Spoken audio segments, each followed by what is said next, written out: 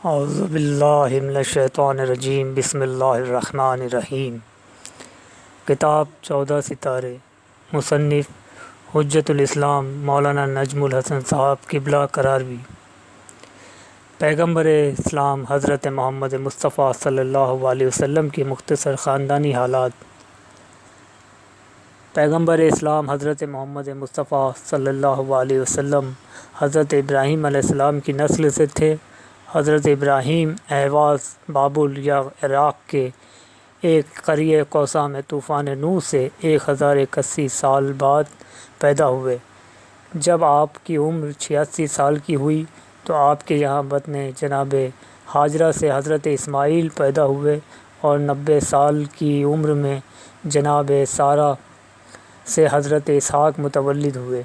حضرت ابراہیم نے دونوں بیویوں کو ایک جگہ رکھنا مناسب نہ سمجھ کر سارہ کو ماں اسحاق شام میں چھوڑا اور ہاجرہ کو ماں اسماعیل حجاز کے شہر مکہ میں بحکم خدا پہنچائے۔ اسحاق کی شادی شام میں اور اسماعیل کی مکہ میں قبیلہ جرم کی ایک لڑکی سے ہوئی۔ اس طرح اسحاق کی نسل شام میں، اسماعیل کی نسل مکہ میں بڑھی۔ جب حضرت ابراہیم کی عمر 100 سال کی ہوئی اور جناب ہاجرہ کا انتقال بھی ہو گیا تو آپ مکہ تشریف لائے اور اسماعیل کی مدد سے خانہ کعبہ کی تعمیر کی۔ مورخین کا کہنا ہے کہ یہ تعمیر ہجرت نبوی سے 2793 سال قبل ہوئی۔ انہوں نے ایک خواب کے حوالے سے بحکم خدا اپنے بیٹے اسماعیل کو ذبح کرنا چاہا تھا، جس کے رد عمل میں خدا نے دمبا بھیج کر فرمایا کہ تم نے اپنا خواب سچ کر دکھایا۔ ابراہیم سنو، ہم نے تمہارے فدیے اسماعیل کو ذبح عظیم امام حسین علیہ السلام سے بدل دیا ہے۔ مورخین کا کہنا ہے کہ یہ واقعہ حضرت آدم کے دنیا میں آنے کے 3435 سال بعد کا ہے۔ اس کے بعد چند باتوں میں آپ کا امتحان لیا گیا، جس میں کامیابی کے بعد آپ کو درجہ امامت پر فائز کیا گیا۔ آپ نے خواہش کی کہ یہ عہدہ میری نسل میں مستقر کر دیا جائے۔ ارشاد ہوا، بہتر ہے، لیکن تمہاری نسل میں جو ظالم ہوں گے وہ اس سے محروم رہیں گے۔ آپ کا لقب خلیل اللہ تھا اور آپ اولوالعزم پیغمبر تھے۔ آپ صاحب شریعت تھے اور خدا کی بارگاہ میں آپ کا یہ درجہ تھا کہ خاتم الانبیاء کو آپ کی شریعت کے باقی رکھنے کا حکم دیا گیا۔ آپ نے 175 سال کی عمر میں انتقال فرمایا اور آپ مقام قدس جلیل خلیل الرحمٰن میں دفن کیے گئے۔ وفات سے قبل آپ نے اپنا جانشین حضرت اسماعیل کو قرار دیا۔ مورخین فرنگ کا کہنا ہے کہ حضرت اسماعیل کی ولادت جناب مسیح سے 1911 سال قبل ہوئی تھی۔ حضرت اسماعیل کے یہ خصوصی امتیازات میں ہے کہ انہی کی وجہ سے مکہ آباد ہوا، چاہ زمزم برآمد ہوا، حج کعبہ کی عبادت کا آغاز ہوا، 10 ذی الحج کو عید القرباں کی سنت جاری ہوئی۔ آپ کا انتقال 137 سال کی عمر میں ہوا اور آپ حجر اسماعیل مکہ کے قریب دفن ہوئے۔ آپ نے 12 فرزند چھوڑے۔ آپ کی وفات کے بعد خانہ کعبہ کی نگرانی و دیگر خدمات آپ کے فرزند ہی کرتے رہے۔ ان کے فرزندوں میں قیدار کو نمایاں حیثیت حاصل تھی۔ غرض یہ کہ اولاد حضرت اسماعیل مکہ معظمہ میں بڑھتی رہی اور نشو و نما پاتی رہی، یہاں تک کہ 3 صدی عیسوی میں ایک شخص فہر نامی پیدا ہوا جو انتہائی باکمال تھا۔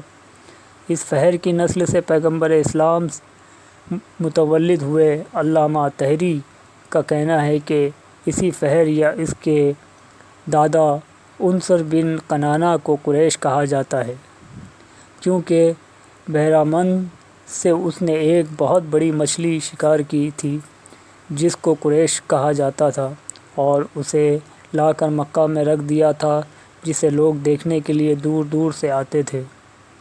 لفظ فہر عبرانی ہے اور اس کے معنی پتھر کے ہیں، اور قریش کے معنی قدیم عربی میں سوداگر کے ہیں۔ قصی 5ویں صدی عیسوی میں ایک بزرگ فہر کی نسل سے گزرے ہیں جن کا نام قصی تھا۔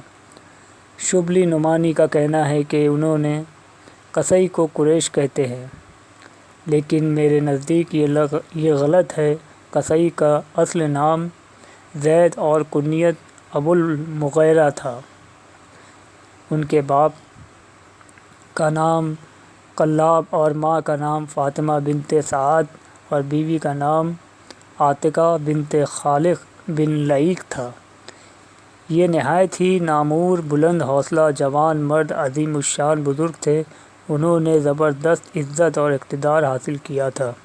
یہ نیک چلن، بامروت، سخی اور دلیر تھے۔ ان کے خیالات پاک اور بے لوث تھے۔ ان کے اخلاق بلند، شائستہ اور مہذب تھے۔ ان کی ایک بیوی حبی بنت خلیل غزائی تھی۔ یہ خلیل بنو خزاعہ کا سردار تھا۔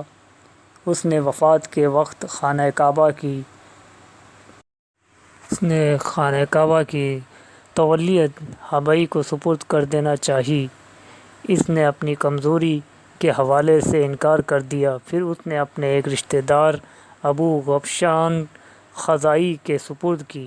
اس نے اس اہم خدمت کو قصی کے ہاتھوں میں فروخت کر دیا۔ اسی طرح قصی ابن قلاب اس عظیم شرف کے بھی مالک بن گئے۔ انہوں نے خانہ کعبہ کی مرمت کرائی اور دار اندوہ بنوایا۔ رفع عام کے سلسلے میں بے شمار خدمات کی۔ مکہ میں کنواں کھدوایا جس کا نام عجول تھا۔ قصی کا انتقال سن 480 میں ہوا۔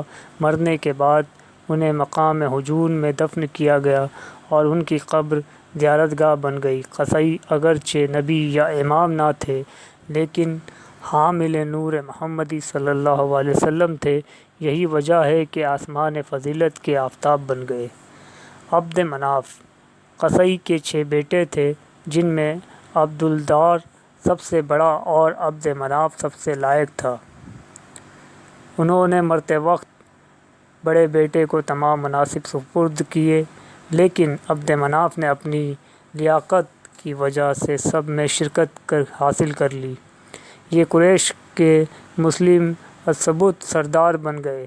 عبد مناف کا اصل نام مغیرہ اور کنیت ابو عبد شمس تھی اور ماں کا نام حبی بنت خلیل تھا۔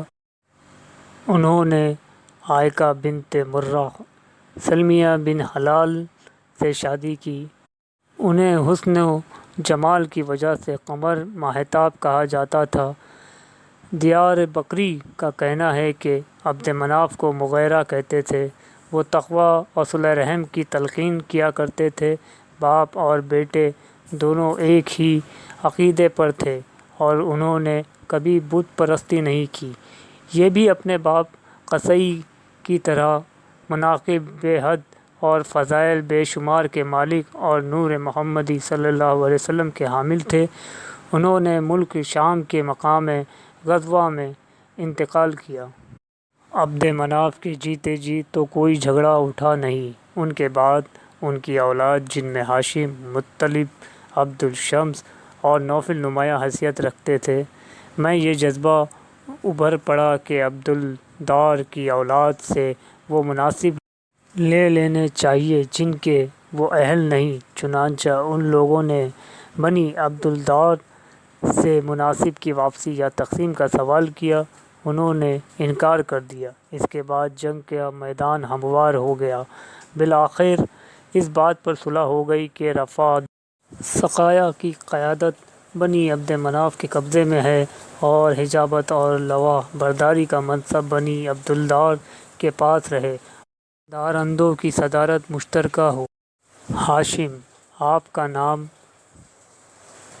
عمر، کنیت ابو نفیلہ تھی۔ آپ کے والد عبد مناف اور والدہ عاتقہ بنت مرطہ السلمیہ تھی۔ آپ کو علو مرتبہ کی وجہ سے عمر الاولیاء بھی کہتے تھے۔ آپ اور عبد شمس وہ دونوں اس طرح جڑواں پیدا ہوئے تھے کہ ان کے پاؤں کا پنجہ عبد شمس کی پیشانی سے چپکا ہوا تھا، جسے تلوار کے ذریعے سے علیحدہ کیا گیا اور بے انتہا خون بہا، جس کی تعبیر نجومیوں نے باہمی خونریزی جنگ سے کی، جو بالکل صحیح اتری، اور دونوں خاندانوں کے درمیان ہمیشہ جنگ متوارث رہی، جس کا انتقام 1303 ہجری میں ہوا۔ بنی عباس ہاشمی اور بنی امیہ شمسی میں اسی خونریزی جنگ ہوئی، جس نے بنی امیہ کی قوت و طاقت اور بلندی اقبال کا چراغ ہمیشہ کے لیے گل کر دیا۔